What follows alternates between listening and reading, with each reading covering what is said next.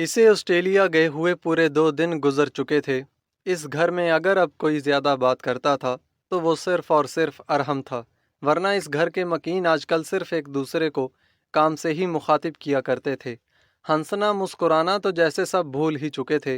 वो हर वक्त बीजान के पास ही होती थी। अभी दोपहर के 3 बज रहे थे। बीजान सो चुकी थी। तभी वो फरियाल भाभी को बताकर थोड़ी देर के लिए अपने कमरे में आई थी। दिल कितना उदास था, किसी से कह भी नहीं सकती थी। सबके सामने खुद को मजबूत जाहिर करते करते थक गई थी। आकर बेड पर बैठी थी। सोचा बेडशीट चेंज कर ले, और जैसे ही बेडशीट चेंज करने की गर्ज से तकिए उठाए तो तकिए के नीचे से एक फोल्ड कागज़ निकला। फौरन से इस कागज़ को खोला। लिखा था, मेरी अजीज़ अज़जान, शरीके हयात, आपको हर तरह के हालात का सामना करने के लिए तैयार रहना होगा। शायद मैं वापस आ जाऊं और शायद नहीं। अगर तो मैं ज़िंदा सलामत वापस आ गया तो हम एक बहुत खुशगवार ज़िंदगी गुजारेंगे, लेकिन अगर ज़िंदगी ने वफा न की तो फिर आपसे दोबारा कभी भी नहीं मिल सकूंगा। और मेरे मरने के बाद मेरा आप पर सिर्फ इतना हक होगा कि आप अपनी इद्दत पूरी करेंगी, और अगर मेरी औलाद हो गई तो आप इसे फैसल भाई को सौंप दीजिएगा। किसी के जाने से ज़िंदगी रुक नहीं जाती। मैं भी यही चाहता हूँ कि अगर मैं वापस ना आ सका तो आप शादी कर लें। इतनी लंबी ज़िंदगी अकेले नहीं गुजारी जा सकती। इस वक्त आपको मेरी ये बातें समझ नहीं आएंगी, लेकिन हकीकत यही है कि इस दुनिया में रहने के लिए हमें किसी न किसी का साथ चाहिए होता है। मैंने एहतशाम से भी कह दिया है कि अगर मैं ना बच सका तो वो किसी अच्छी जगह आपकी शादी कर दें। अल्लाह करे आपको मुझसे ज़्यादा प्यार करने वाले इंसान का साथ नसीब हो। आमीन। हम लाख चाहें, हकीकत से नज़रें नहीं चुरा सकते। अगर मेरी कोई बात बुरी लगी हो तो इसके लिए माजरत। दुआओं में याद रखिएगा, सिर्फ आपका अशर। नहीं अशर नहीं, आपको वापस आना होगा, अपनी मिरहा के लिए, अपनी बीजान के लिए। अशर, आप ऐसा नहीं कर सकते। अगर आपने मुझसे बेवफाई की तो मैं आपको कभी माफ़ नहीं करूँगी। वो ज़ारो कितार रो रही थी। कितनी ही देर वो सिसकती रही थी और न जाने कब वो नींद की वादियों में उतर गई। आंख खुली तो असर की अजान हो रही थी। पहले जब वो अशर के सामने रोती थी तो वो इसे रोने नहीं देता था। इसके आंसू पहुँचता था, इसे तसल्ली देता था, और आज इसने तसल्ली देने की बजाय रही सही उम्मीद भी छीन ली थी। अशर, आप बहुत बुरे हैं। आपने अपनी मिरहा का दिल दुखाया है। मिरहा आपको इस गुनाह के लिए कभी माफ़ नहीं करेगी। और फिर से दिल ही दिल में अशर से मुखातिब थी, और फिर अपने आंसू साफ करती वो वज़ू करने के लिए उठ गई थी। नमाज पढ़कर वो नीचे आई तो अरहम बीजान के साथ बैठा बातें कर रहा था। मिरहा ने इरहम को अपने पास बुलाया तो इसने मिरहा की तरफ देखा भी नहीं। अरहम की इस हरकत पर मिरहा हैरान रह गई थी। क्या हुआ अरहम, इधर आए, मेरे पास बैठें आप। मिरहा ने फिर से इसे मुखातिब किया तो वो नाराज नाराज सा लग रहा था। फिर मिरहा खुद ही इसके पास आकर बैठ गई। क्या हुआ, आप नाराज लग रहे हैं? मिरहा ने इरहम को उठाकर अपनी गोद में बिठा लिया। आप बताएंगे नहीं तो आपकी चची जान को कैसे पता चलेगा कि इरहम क्यों नाराज है? मिरहा ने इरहम के सिल्की बाल हाथ से सट करते हुए कहा। तो इरहम ने खफगी से मिरहा की तरफ देखा था। चाचू चले गए और मुझे किसी ने भी नहीं उठाया। मैं चाचू से मिला भी नहीं, और मैं चाचू से भी सख्त नाराज़ हूँ। वो मुझसे मिलकर भी नहीं गए। वो आएंगे ना तो मैं इनसे बिल्कुल बात नहीं करूँगा। वो अपनी ही धुन में बोले जा रहा था। हाँ ठीक है, आपके चाचू आएंगे ना तो हम दोनों इनको खूब डांटेंगे। मिरहा ने इरहम को सोफे पर बिठाते कहा तो वो मुस्कुरा दिया। प्रॉमिस चाची जान। इरहम ने हाथ बढ़ाया तो मिरहा ने भी इसका हाथ थाम लिया। प्रॉमिस, अब तो आप मुझसे नाराज़ नहीं है ना? मिरहा ने इसके कंधे पर हाथ रखते हुए पूछा तो इरहम भी ना में सर हिलाता मुस्कुरा दिया। बीजान के पास एहतशाम का फ़ोन आया था। अभी सलाम दुआ ही हुई थी कि कॉल डिस्कनेक्ट हो गई। शायद सिग्नल प्रॉब्लम थी। मिरहा कितनी बेचैन थी, और जब फ़ोन आकर भी ना बात हो सकी तो वो जैसे रो देने को थी। बीजान इसकी कैफियत को बहुत अच्छी तरह समझ रही थी। मिरहा, शायद सिग्नल का मसला है। परेशान मत हो मेरी बच्ची, हो सकता है थोड़ी देर में दोबारा कॉल आ जाए। बीजान मिरहा के पास आकर बैठ गई और इसे गले लगा लिया। जी।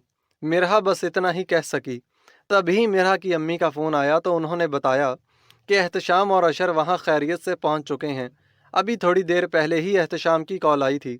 मिरहा को कुछ तसल्ली हुई थी, मगर दिल अब भी बेचैन था। बी जान भी मुतमईन हो गई थी, मगर इनकी हालत भी मिरहा से मुख्तलिफ नहीं थी। इनका बेटा जिंदगी और मौत की जंग लड़ रहा था, लेकिन अब तक उन्होंने किसी से भी अपना दुख नहीं कहा। जुबान से ना शुक्री के अल्फाज अदा नहीं किए, बल्कि मिरहा और इसकी अम्मी को तसल्ली दे रही थीं। फैसल भाई भी आकर लाउंज में बैठे थे। सलाम दुआ के बाद उन्होंने बताया था कि इनके पास भी एहतशाम का फ़ोन आ रहा था, मगर फिर डिस्कनेक्ट हो गया। आप लोग फ़िक्र ना करें, इंशाअल्लाह सब बेहतर होगा। उन्होंने मिरहा और बीजान को तसल्ली दी थी, मगर वो खुद भी अंदर से बहुत दुखी थे। अशर का फ़ोन आया था, बीजान से बात हुई थी इसकी। फिर मिरहा ने फ़ोन लिया और अपने रूम में चली गई। मेरी जान कैसी हैं आप? अशर की आवाज़ में जैसे चाशनी घुली हुई थी, और वो तो इसकी आवाज़ सुनकर जैसे सारे गिले शिकवे करना भूल ही गई थी। अशर मैं ठीक हूँ, आप कैसे हैं? मैंने आपको बहुत मिस किया। आपसे दूर रहकर जैसे ज़िंदगी बेमैनी हो गई है। कोई काम करने को दिल नहीं करता। जल्दी से ठीक होकर वापस आ जाएं। मैं आपके बिना जीने का तसव्वुर भी नहीं कर सकती। आंसू इसकी आंखों से रवां थे और आवाज़ भी रंध गई थी। इसकी आवाज़ में जैसे अजियत ही अजियत भरी थी। मिरहा आपने वादा किया था ना कि आप नहीं रोएंगी? अशर ने खुद पर कंट्रोल करते हुए कहा। वो खुद किस अजियत से गुजर रहा था, ये तो वो खुद जानता था, या फिर इसका खुदा। अशर, मैंने आपसे शादी इसलिए की थी कि मुझे आपके साथ जीना है, और आपने मुझे इतना नाउम्मीद कर दिया। आपने क्यों लिखा था वो सब? वो ना चाहते हुए भी सब कुछ कह गई। अच्छा छोड़ें ये बातें, आप बताएं कैसी तबीयत है आपकी? वो मौजू बदल गया। आपके बिना कैसी हो सकती है? मिरहा, आप बताएं ना, डॉक्टर ने क्या कहा? अब की बार झूठ बोला ना तो नाराज़ हो जाऊंगी। वो इसे धमकाने लगी, और अशर की कमज़ोर सी धमकी सुनकर मुस्कुरा दिया, क्योंकि वो जानता था कि मिरहा इससे कभी नाराज़ नहीं हो सकती। हाँ, बिल्कुल सच ही कहूँगा। अभी फ़िलहाल सारे टेस्ट दोबारा से हुए हैं। कल या परसों तक रिपोर्ट्स आएंगी।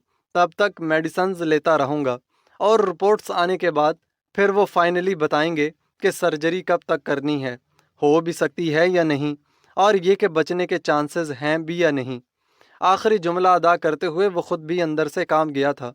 प्लीज़ अशर, ऐसा तो मत कहें। इसकी आंखें फिर से भीगने लगी थीं। अच्छा नहीं कहता। ये बताओ, इरहम से आपकी दोस्ती हुई या नहीं? मुझे याद भी करता है या भूल गया? इसने मिरहा की रंधी हुई आवाज़ सुनी तो फिर से बात बदल गया। वो आपसे सख्त नाराज़ था। कह रहा था कि चाचू मुझसे मिलकर नहीं गए, और आपकी वजह से वो मुझसे भी नाराज़ था। कह रहा था कि इसे किसी ने नहीं जगाया। आपकी बात हुई थी इससे? वो अब आंसू पोंछते अरहम के बारे में पूछने लगी। हाँ, मुझसे भी खफा था, मगर फिर मैंने इसे मना लिया। अगर अभी मैं इसके सामने होता ना, तो इसने मेरे बाल खींचने थे। इसे जब मुझ पर गुस्सा आता है तो वो मुझसे खूब लड़ता है। कसम से बहुत मिस कर रहा हूँ इसे। अशर को इरहम बहुत अजीज़ था, सिर्फ अरहम को। मिरहा को बहुत अजीब लगा कि एक बार भी अशर ने इसे नहीं कहा कि वो इससे याद आ रही थी। हाँ, अरहम को और सबको। अशर इसकी बेचैनी को महसूस करते हुए इसे तंग करने लगा। सब मतलब? मिरहा इसके मुंह से अपना नाम सुनना चाह रही थी। सब मतलब सब। बी जान, फैसल भाई, फरियाल भाभी, अरहम, और अभी अशर की बात भी पूरी नहीं हुई थी कि वो फिर से बोल पड़ी, और बस। अशर को इसे तंग करना अच्छा लग रहा था। अच्छा, इसका ज़ब्त फिर से टूट गया था। वो अच्छा कहकर फिर से रोने लगी। अरे अरे, मेरी वाइफी क्यों रो रही है? अशर परेशान हो गया। जो दिल में रहते हैं ना, इन्हें याद करने की ज़रूरत नहीं होती, और मेरे दिल की हर धड़कन और हर सांस पर सिर्फ और सिर्फ आपका हक है। मिरहा, प्लीज़ मत रोएं। मुझे पता है कि आप रोने के बहाने ढूंढती रहती हैं, और आपको मालूम है कि अशर आपको कितना चाहता है, फिर भी इतनी बेयकीनी। अशर जानता था कि वो इससे मोहब्बत का इजहार ना करने की वजह से नहीं रो रही, बल्कि इसकी हालत की वजह से रो रही थी। नहीं अशर, बस मैं आपके बिना नहीं रह सकती। वो अब सिसकियों से रो रही थी। अच्छा ठीक है, मैं बीजान से आपकी शिकायत करूंगा कि आप रो रही थी। अशर ने हवा में तीर फेंका था, जो कि निशाने पर जा लगा। सॉरी, अब नहीं रहूंगी। मिरहा ने फौरन से अपनी आंसू पूंछे। That's like a good girl, Ashar ने मुस्कुराते हुए कहा, तो वो भी बामुश्किल मुस्कुरा दी। चले फिर बाद में बात होती है। अशर ने खुदा हाफिज कहते फ़ोन बंद कर दिया। वो सब रात का खाना खा रहे थे, तभी इरहम फिर से बोलना शुरू हो गया। चाचू कब आएंगे?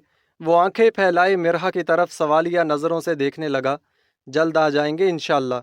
मिरहा ने बामुश्किल मुस्कुराते हुए ارہم کو جواب دیا تھا۔ چچی جان، آپ کو یہاں کون لایا تھا؟ اس کے ذہن میں اتنے دنوں سے یہ سوال آ رہا تھا، آج پوچھ ہی لیا۔ اور اس کی بات سن کر مرحا کی مسکراہٹ کافی گہری ہو گئی تھی۔ مجھے بی جان لائی تھی۔ کیوں؟ آپ کیوں پوچھ رہے ہیں ارہم؟ ارہم کا سوال سن کر مرحا کو بڑی حیرت ہوئی تھی۔ وہ اس لیے کہ جب سے چاچو کی دلہن آئی ہیں، چاچو مجھ سے زیادہ بات ہی نہیں کرتے۔ جب بی جان میری دلہن لائیں گی نا، تو پھر میں بھی چاچو سے زیادہ بات نہیں کروں گا۔ اور ارہم کی بات سن کر جہاں سب کا کہا گونجا تھا، وہیں فیصل کا نوالا گلے میں ہی اٹک گیا تھا۔ ایسا ٹھسکا لگا کہ کھانس کھانس کر برا حال ہو گیا۔ تو وہ اٹھ کر اپنے کمرے کی طرف چلے گئے۔ لگتا ہے تم اسے کچھ زیادہ ہی اچھی لگ گئی ہو، یا پھر اشر کی آنکھوں میں تمہارے لیے پیار دیکھ کر تھوڑا خفا ہو جاتا ہے، فریال نے ہنستے ہوئے کہا تو مرحا بھی مسکرا دی۔ بابا کو کیا ہوا؟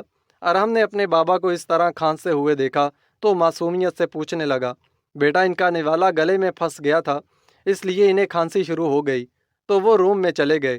فریال نے ارہم کو وضاحت دی، مگر اسے پھر بھی یہ سمجھ نہیں آئی تھی کہ اس کے بابا کا نوالا حلق میں کیوں اٹک گیا، مگر پھر وہ کندھے اچکاتا ہوا کھانے میں مصروف ہو گیا۔ اشر اور احتشام کو آسٹریلیا گئے ہوئے پورے 20 دن ہو چکے تھے۔ آج اشر کی سرجری تھی۔ احتشام کا فون آیا، سب ہی لاؤنج میں موجود تھے۔ کال پر احتشام تھا، سپیکر آن تھا۔ السلام علیکم، کیسے ہیں آپ سب؟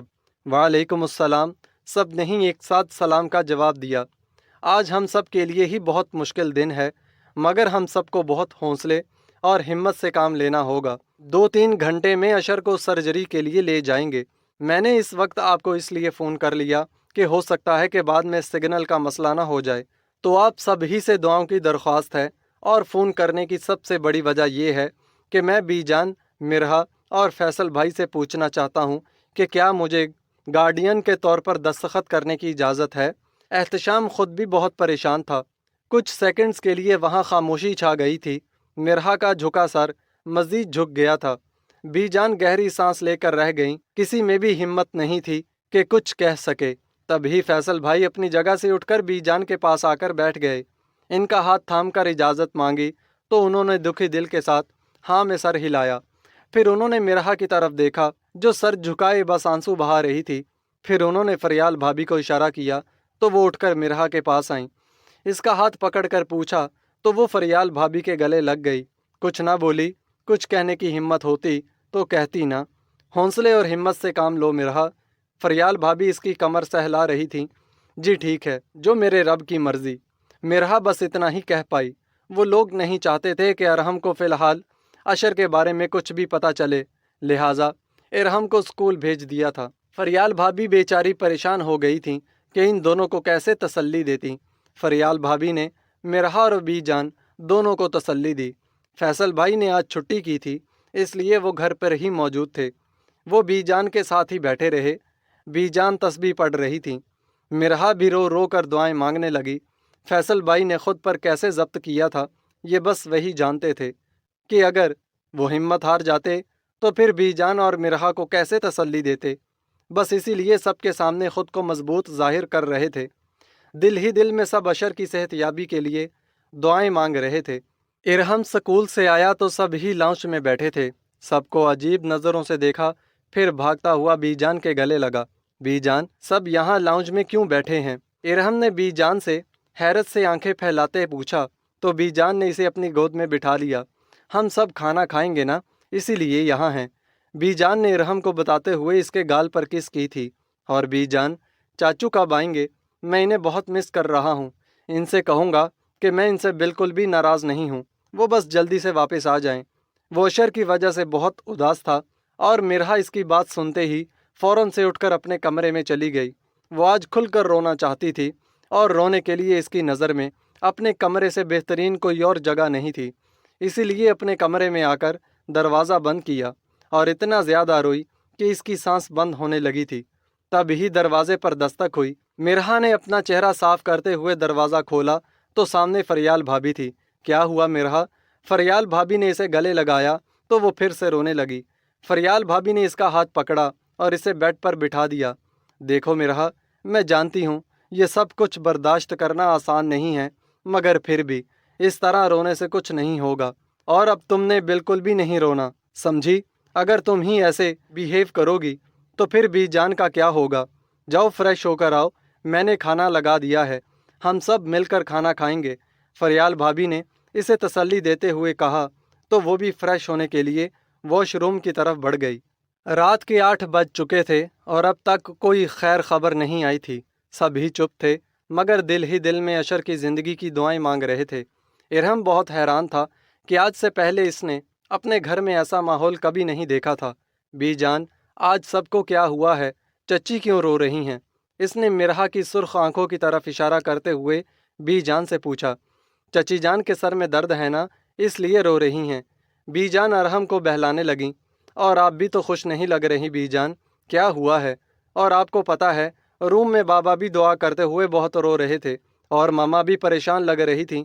क्या सबके सर में दर्द है? इसे कुछ समझ नहीं आई तो मासूमियत से पूछने लगा। हाँ बेटा, सभी की तबीयत खराब है, बीजान ने इसके सर पर हाथ रखते हुए कहा। तो वो हैरान सा बीजान को देखने लगा।